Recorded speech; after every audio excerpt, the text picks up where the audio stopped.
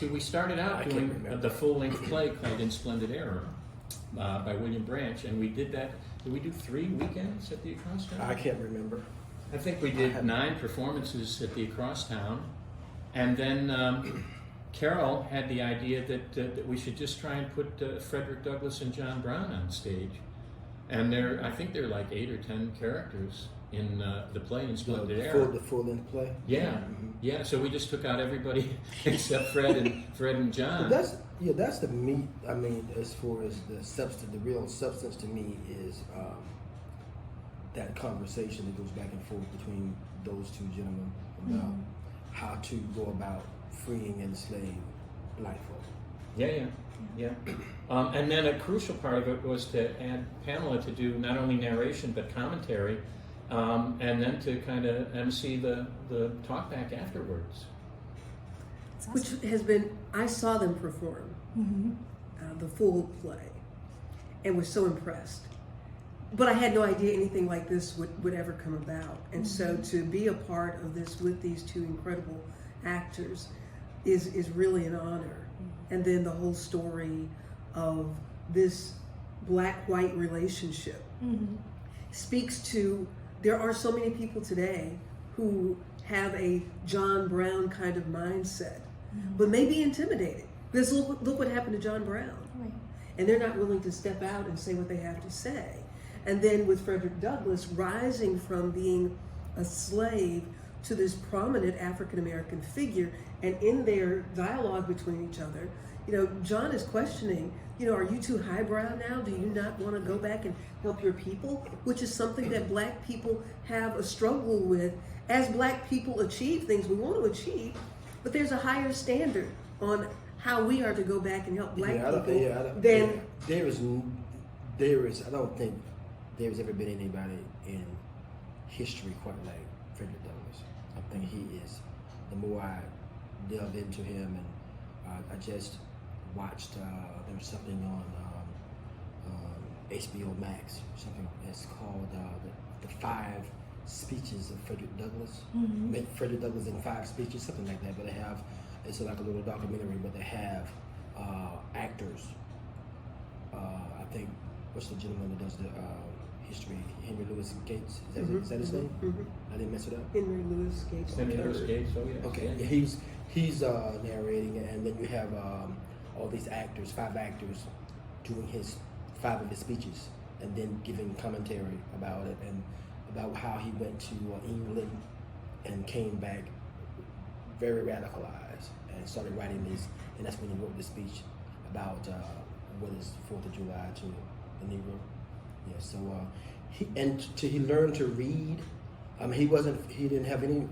If you listen to against the law, his speeches, man, these are remarkable, incredible, powerful speeches that I never listened to him like that. I have to listen to this documentary a couple of last week, and they were remarkable. And I mean, to the fact that he had no formal education, his master's wife, they went up north, I think maybe to Boston somewhere, I can't remember where it was, but Baltimore, that's it, Baltimore, he saw the river and everything, the harbor, and she was teaching him to read, and then her husband found out, because I guess she was naive, didn't know it was against the law, and but the slaves wanted to learn to read, that's the point, and they would do anything to do it. Even the oldest slaves wanted to learn to read because they wanted to read the Bible, because they had this sneaking suspicion that it did not say what the white man said that it said. Right. And there is a Bible called the Slave Bible. So they did twist scriptures and use that Bible. Twist scriptures, twisted images, they twisted everything. Well, yeah.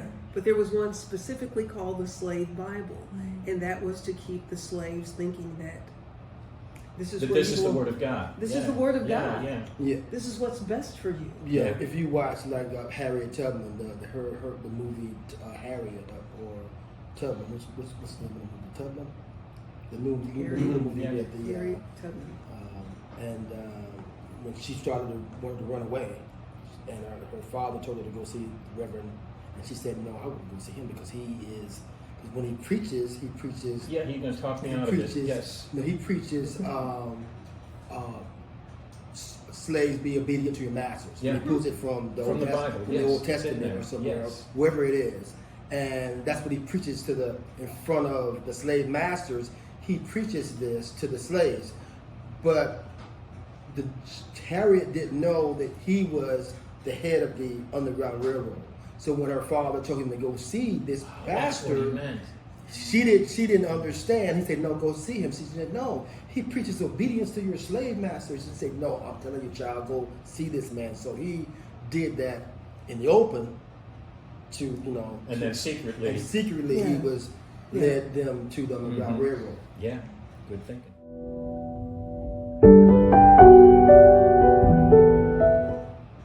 Oh, well, I don't do anything as an artist that limits my creativity. Yeah, I don't either. I don't think it would limit. I mean, But one thing about these historical characters is that it's certainly with John Brown, because he's not as well known, it's practically a mythological character. I don't like the idea that I'm doing an impersonation. I'm creating this character, and I don't know, how do you feel about your Fredrick I'm Douglass? just trying to get the hair right.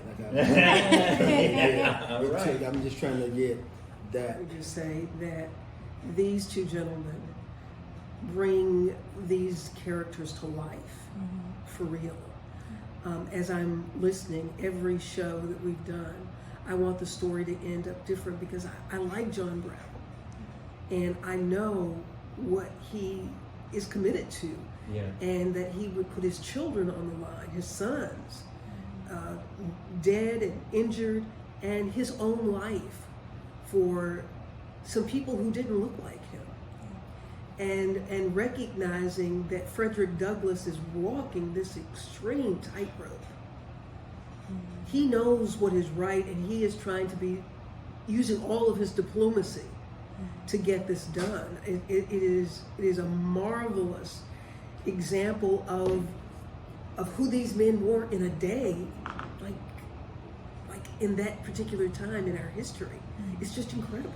It's incredible, and these two stories, I think, have the ability to bring us together as people, so that we can see that there are more people like this than what makes the news of this bickering, fighting, and not wanting to tell the truth. This story is about truth. This story is about justice, and this story is about telling the injustice of America as well. Fredrick is his gift is to speaking and writing. That's his gift. That's And logic and reason. Yeah, I mean, Yeah. but if you, like I've said, I had a chance to listen to and I'm gonna go by probably sometime before we do the play again and listen to more of his speeches. I wanted to listen to it today, but I had so much going on, so it'll be fresh in my mind. But they were talking about how the pressure that was on him, the sheer pressure, the mental pressure, and like having what we would consider today the equivalent of a nervous breakdown. Oh, yeah. Those type of things, because he felt that he had to. He himself had to, I guess, what's the word? Just do away with every stereotype that was heaped upon black people. He himself had to destroy all those myths. So everything he did, I mean, he would, and he had, from what I understand, he had a tremendous ego also. And the older he got, the more, as you fading into the line, to the sunset and everything. He wanted to make sure he was, and then Still prominent. Yeah. Or had something to say or could contribute. And then I know he thought it was over, his usefulness was like after the Emancipation Proclamation, and he was going to go and just chill. And then he discovered what was happening. He was still needed. He yeah. was still needed, so he came out again and wrote another speech.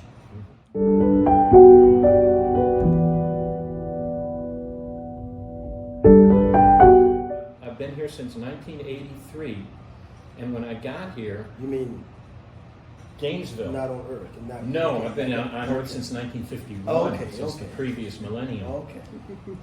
And I went and I visited the Hippodrome, which seemed to me a masterpiece of theater.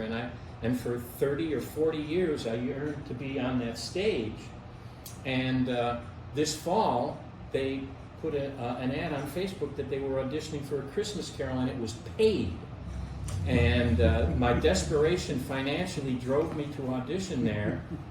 And now, in the past 3 months, this will be my 4th appearance on the Hippodrome stage. Wow. And it's like a dream come true. They only had me once. Me becoming an artist was, because this is fairly new to me. Within the last, I don't know how many years, 12, 15 years maybe, I met this woman, her name Carol Velasquez, and she was, and started working with her with a children's theater, and my daughter was in one of her plays, and eventually they got me to play a part in a play up in the Archway with my daughter. She was in, I don't know, she was maybe in middle school at the time, I think, and I didn't have any interest in doing the play. I was busy doing some other stuff. My world was all crazy. I'm like, no. And my daughter called me, Daddy, it'd be cool. You and my dad in real life, and you can play my dad in this play. It'd be cool. You can do it. You stay in the man. Okay. And like that, this woman saw me. And you saw her? No, I met her at a commission meeting, advocating for the arts. And I was advocating for the arts. I had this idea about a big chorus, a big children's choir. Because I just woke up with an epiphany that all kids, I'm an athlete. I grew up an athlete. I identify as, I played basketball, football, came to UF on a football scholarship. And this thing that I did with writing and other stuff was just something I did because I had to do it. I didn't know what I did. You were a poet and you didn't know it. Right, exactly. Well, you are too, apparently. So, and she told me, she said to me, "You're an artist." And and basically I said, "What? No, that's crazy." She said, "No, I've been around artists all my entire life. No one want to see you an artist." Yeah, good. And she held my hand and had me say the words, "I am an artist," which was very strange to me. I mean, really strange, like weird, like artist. Because my idea of an artist was just, because I've been acting as a kid. Me and my dad would watch movies. I would go in my room and pretend and recreate the whole entire movie, do all the voices, and my mom was like, "Who's that in the room with you?" I'm like, "Oh, it's just me," I was working for the Department of Transportation in charge of public policy and community meetings, and there was a contractor that I was trying to get a hold of and had been trying, and he said, "I got to be at a yoga class today at 6 o'clock. Meet me at the yoga class and we'll talk afterwards." Well, it was a Bikram yoga class, 90 minutes in a room that's 105 degrees. I fell in love with it. And it started my journey of mindfulness. And so the work that I do in starting at the Wellness Network that has to do with working with us in our totality, the mind, the body, and the spirit, to this work with these gentlemen, and just understanding our journey from a spiritual perspective. This is not just the physical. This is a spiritual experience. To the work that I do with children and helping them understand the power of their mind, the power of thought, to memorizing the lines for this, because I wasn't sure that I could do this. Had been in another play, and again, credit to Carol. Carol, when she wrote an introduction for me and she listed me as an actress, I was like, good, yeah, good for Carol. An actress? For real? So I think that as what can happen with many of us, these very small things that seem small to us, it is our obedience in working in those small capacities that open larger opportunities for us.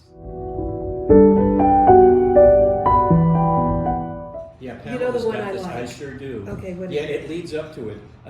John Brown has gone off, and he's willing to do anything to succeed. And Fredrick asked him, "Well, who do you think you are, God?" And John Brown says, look, God is different things to different men, Fredrick. To some, he's a separate entity, dispensing wrath or reward from philanthropic heights. To some, he's a watchdog, conscience gnawing at the marrow. But to me, God is simply the perception and performance of right. So I am a little bit of God. So I am a little bit of God, At least or trying to be. And then I say, well, Forget it. I cannot talk to you any further, John Brown. I see that I cannot change your mind. To which I say, and you're going with us. No, I cannot. I mean, Frederick Douglass realized what he was doing was It's over the edge. It's insane. But it's going to start the ball rolling. Yeah. I mean, otherwise, Abraham Lincoln was willing to wait 100 years before the slaves would be free.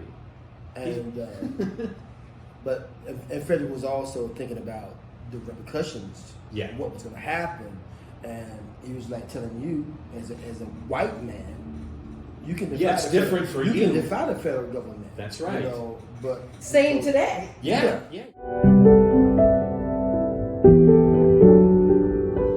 Well, one of my favorite historical characters I would play, and most people wouldn't even know, to be obscure, the philosopher Baruch Spinoza. I would be him. He's called the gentlest of all philosophers. And it's funny because he lived a little bit after Shakespeare, I think, but he was a Jew in Amsterdam, and he was excommunicated from Judaism. And of course the Christians didn't like him either. And he had this idea of pantheism, where he thought everything is God, and he was condemned as an atheist.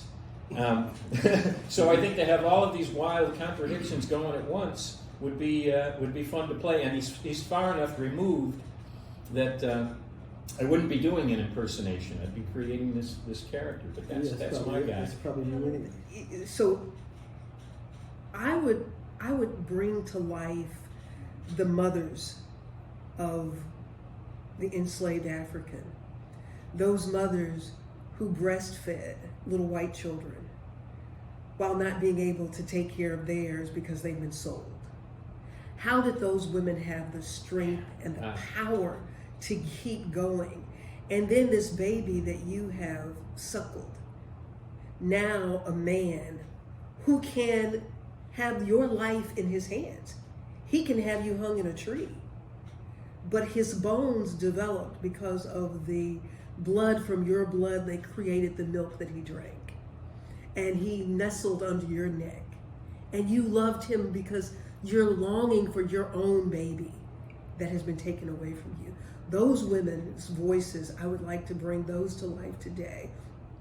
Because they're African American women who are going to bed every night with their sons and daughters who've been taken away from them, either through death or incarceration or addictions.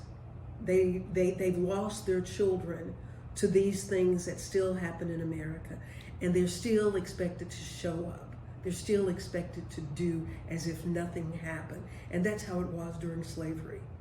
They still had to go to the fields. They still had to do all of the things that were expected of them. Yet their hearts were hurting. Their hearts were hurting. And we haven't heard from them.